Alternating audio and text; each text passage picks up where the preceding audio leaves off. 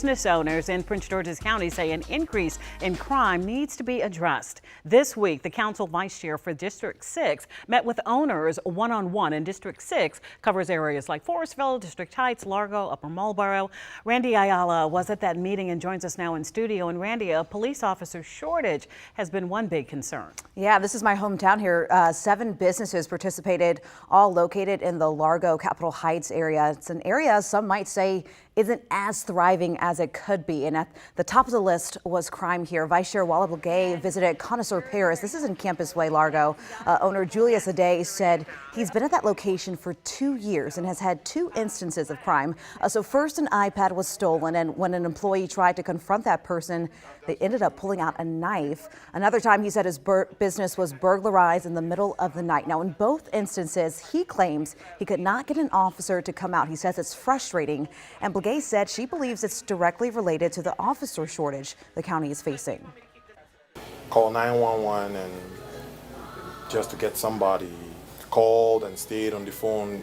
Somebody picked up and said, okay, they're connecting to the police, but stayed on the phone for a very long time, and it was just frustrating, and I just had to let go.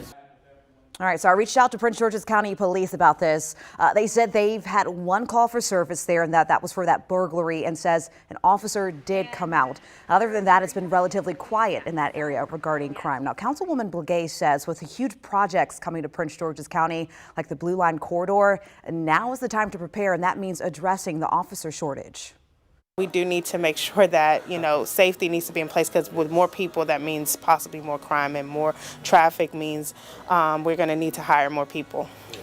All right, earlier in the year, we spoke with James McCreary. He's the deputy chief for the Bureau of Patrol, who said a fully staffed police department would have about 1,800 officers. McCreary told us they didn't meet that quota, but wouldn't say by how much. Well, Blagay told me that number is around 400, but so far police haven't given us exact details. But I went to the county's website. The department has more than 1,400 officers and 300 civilians, providing law enforcement services to nearly 900,000 residents and business owners. I took that straight from the page there, but the site page doesn't say when it was last updated. All right, coming up at 6:30, I'm going to take you inside another local business in Prince George's County to talk about their biggest issue after being in the community for over 20 years, plus if it's within the county's right to fix it. That's coming up. Annie. Randy, thanks.